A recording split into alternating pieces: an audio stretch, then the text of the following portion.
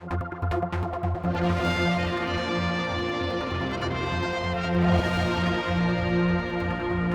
the accountants have been crunching the numbers in the Manx budget. Dave's here from KPMG.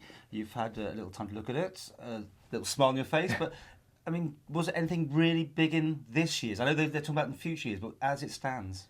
Yeah, no, I think this year's budget was fairly steady as it goes from a tax perspective, and I think we broadly welcome that.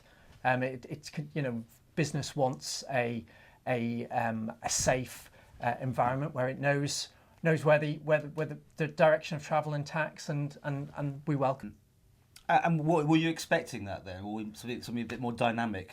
No, I don't think we were expecting anything dynamic. Certainly, I don't think we wanted anything particularly more dynamic. I mean, obviously, the preservation of our sort of 0-10 regime is critical to the business community, and so it was good to see the reassurance on that. Yes, he's emphasised that's not going to be touched. Absolutely, yes. I mean, the Isle of Man was a forward player in that, and now, of course, everyone else is doing the same thing. Exactly. Has that really affected the model, though? People can pick anywhere to go now with that.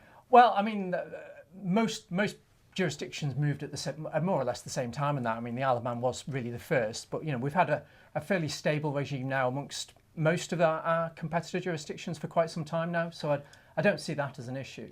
The big debate is, has it been a balanced budget? Because you've got the backbenchers saying it's not. It's all about wording and how you describe where the money's come from. I'm not an accountant, you are, so what can you make of this? Yeah, I mean, I think it depends upon how you look at the numbers and how you interpret transfers and so on. But I think I'll leave that to the politicians to debate the exact meaning of that. So overall, you're happy?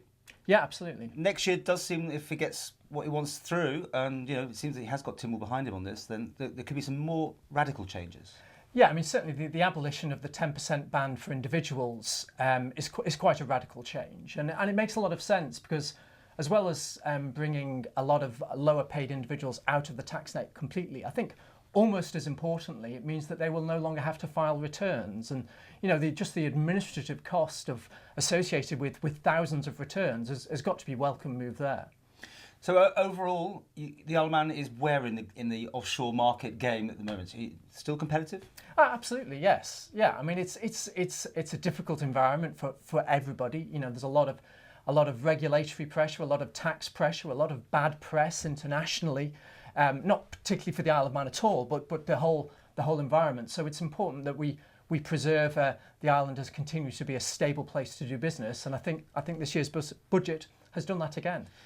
What do you make of Labour Party and all the rhetoric that's been going on about offshore finance and declaring income, that sort of thing? I mean, a lot of the noise has been about issues in Switzerland, and the Isle of Man has been a very different place to Switzerland for many, many years. And I think a lot of it is, as you say, rhetoric. We'll obviously have to see the way that the UK election goes in May, but I'm not too concerned about that, frankly. Okay. So finally, out of 10, what would you give him for the budget? I'd give him an 8 out of 10, I think.